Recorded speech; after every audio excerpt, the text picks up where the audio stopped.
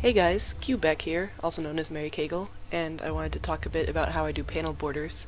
And there's a lot of ways to do them, but I think this way might help you think about layer styles in Photoshop a bit. So I'm going to say let's make a canvas that is 10 by 15 inches, which is a pretty standard dimension for comics, or at least 2 by 3 is a standard aspect ratio.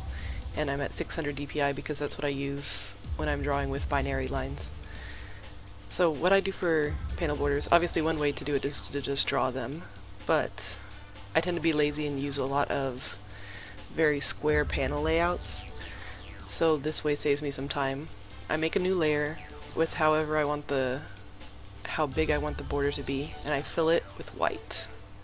So I just went in with the rectangular marquee tool and made a selection, and I left some space around the edges, and fill it with white. And then, if you turn the background layer off, you just have this white rectangle that's a little smaller. So then I would go in to the layer style and give it a stroke. And I set the stroke to inside and mess with the size, depending on how thick you want your borders to be. Too thick, obviously. A teensy thin borders. So let's say it's like that. And this is where I would usually save a template, so that if I'm working on a project, I can keep coming back to this and start off. So then what I would generally do next, saying that this is my template for whatever comic I'm drawing, I would do my thumbnails on a new layer over it. So maybe there's this panel up here and this person's like, "Hey, how's it going? You killed my wife." And then this guy's like, "Oh no, I didn't think you'd find out about the wife killing I did."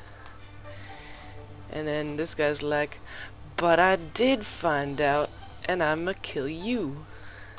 And then this guy's like, "Oops." So, let's say that's our panel layout. So then, use the opacity of that, I would just go in with the rectangular selection again, and take out the gutter space and delete it. And then because the layer has this inner stroke going on, it will automatically create the gutters with the lines on the panels. And then now I have panel borders.